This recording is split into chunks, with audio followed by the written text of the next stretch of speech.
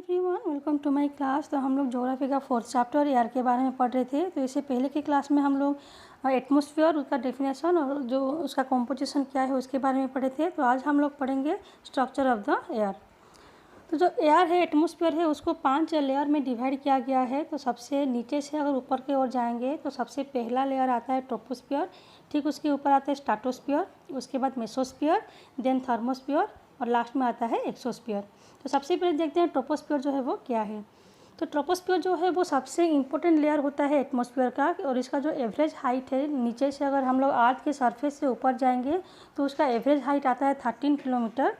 तो ये जो लेयर है वो इसलिए इम्पोर्टेंट है क्योंकि इसमें जितने भी गैस होता है या फिर हम लोग सांस लेने के लिए जो एयर हमें चाहिए होता है वो सभी गैस इधर एग्जिस्ट होता है।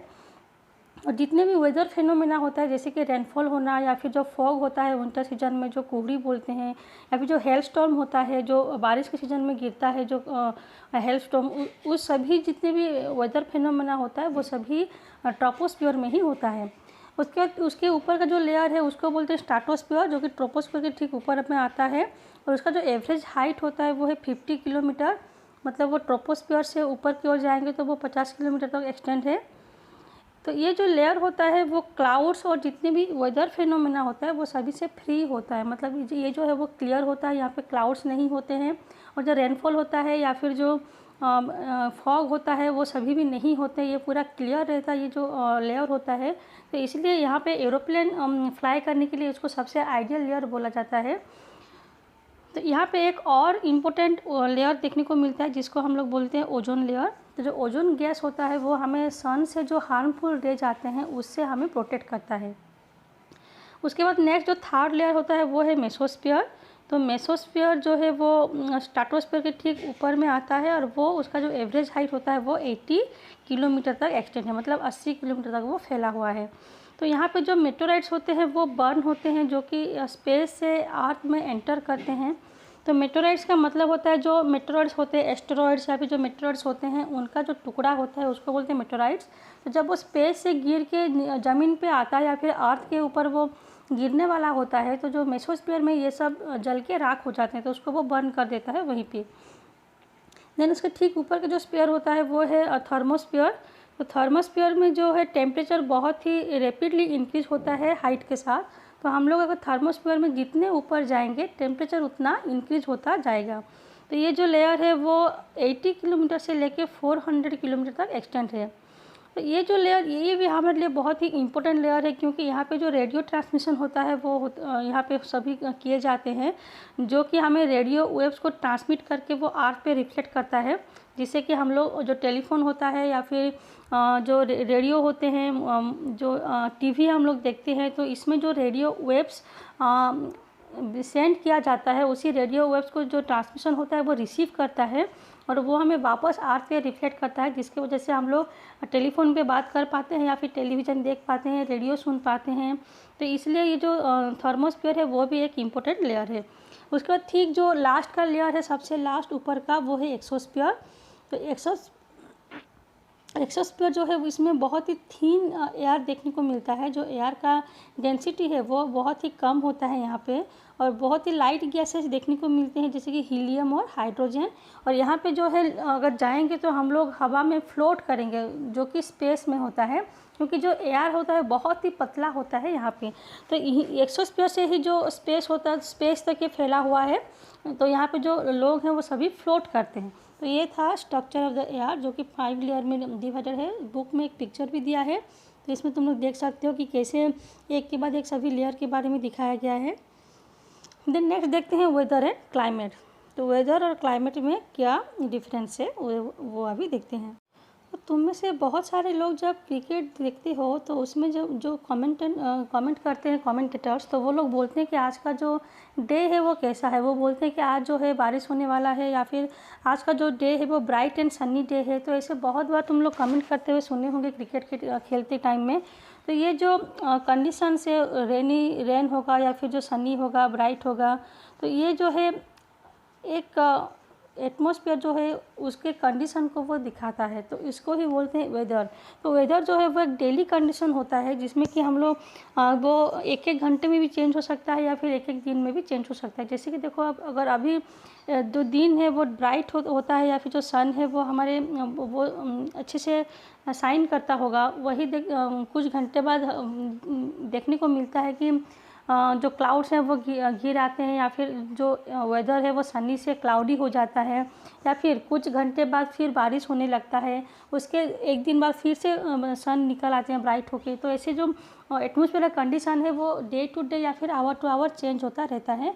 इसी चेंजिंग कंडीशन ऑफ एटमॉस्फेयर को ही बोलते हैं वेदर। वहीं जो क्लाइमेट होता है वो एक लंबे समय से किसी एक जगह का जो एवरेज वेदर है उसको रेफ़र करता है। जैसे कि जो इंडिया है उसमें किस टाइप का क्लाइमेट है, तो इसमें इंडिया का जो क्लाइमेट है वो एक दिन का या एक महीने का जो वेदर है उसको नहीं देखा जाता। तो 30 या फिर 20 सालों से इंडिया का जो वेदर है वो कैसा है। जैसे कि देखो, गर्मियों के सीज़न में यहाँ पे बहुत ज़्यादा गर्मी होता है, वहीं ठंडियों के सीज़न में यहाँ पे बहुत ज़्यादा ठंडा भी होता है, बारिश भी जो है वो ठीक ठाक होता है। तो इसलिए जो इंडिया का क्लाइमेट है हम लोग उसको एक मानसून क्लाइमेट बोल सकते हैं, या फिर जहाँ पे बहुत ज़्यादा सन का रे गिरता है, जहाँ पे बहुत ज़्यादा गर्मी होता है उसको हम लोग ट्रॉपिकल क्लाइमेट बोल सकते हैं। जहाँ पे ज़्यादा गर्मी नहीं होता हम लोग सब ट्रॉपिकल क्लाइमेट बोलते हैं। तो ऐसे ही किसी एक एरिया का जो वेदर कंडीशन है वो 10-20 साल से या 30 साल से एक जैसा होता है, उसी कंडीशन को हम लोग बोलेंगे क्लाइमेट, जो कि चेंज नहीं होता। क्लाइमेट जो है वो अनचेंजेबल होता है, कभी चेंज नहीं होता, वो कांस्टेंट रहता है। लेकिन जो वेदर होता है वो हमेशा चेंज होता रहता है, वो एक दिन में चेंज हो सकता है या फिर एक घंटे में भी चेंज हो सकता है। तो ये था वेदर और क्लाइमेट के बीच में डिफरेंस। तो देखो, ऐसे जो क्लाइमेट होता है उसके बहुत सारे एलिमेंट्स होते हैं, जैसे कि टेम्परेचर होता है या फिर एयर प्रेशर होते हैं, विंड्स होते हैं।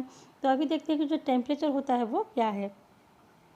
तो टेम्परेचर जो है जिसको हम लोग हर दिन फील करते हैं, जो एटमॉस्फेयर में जो गर्मी होता है या फिर जो हीट होता है जिसको हम लोग हर दिन फील करते हैं, उसी को ही बोलते हैं टेम्परेचर।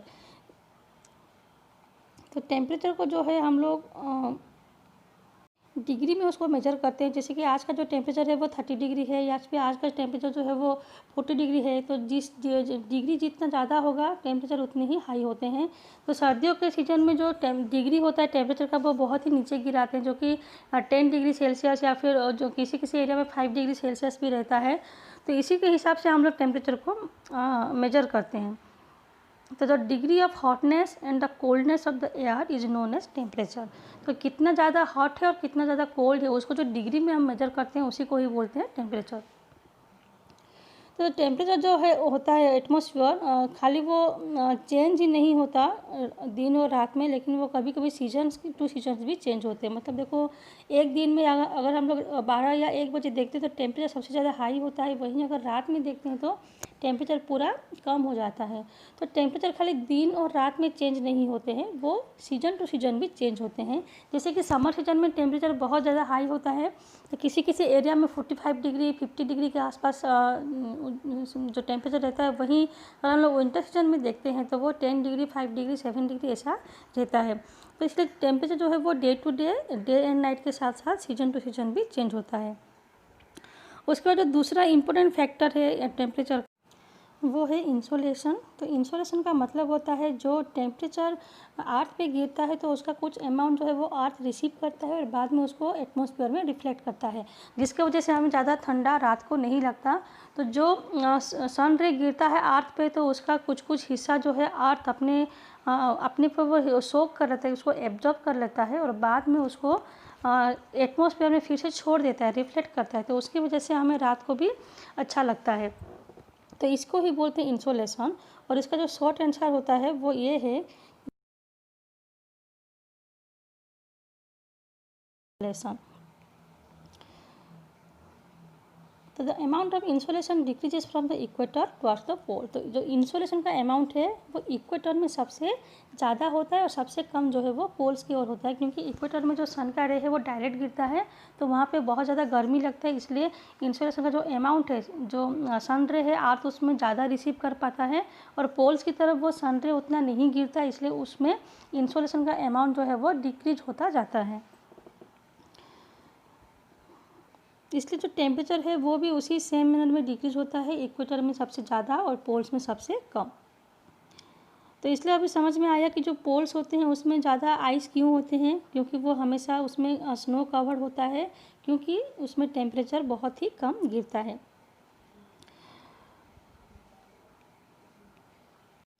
अगर आग का टेम्परेचर बहुत ज़्यादा हाई हो जाता तो उससे बहुत सारे प्रॉब्लम्स होते हैं। जो क्रॉप्स ग्रो होने चाहिए वो ग्रो नहीं हो पाते ज़्यादा टेम्परेचर के वजह से।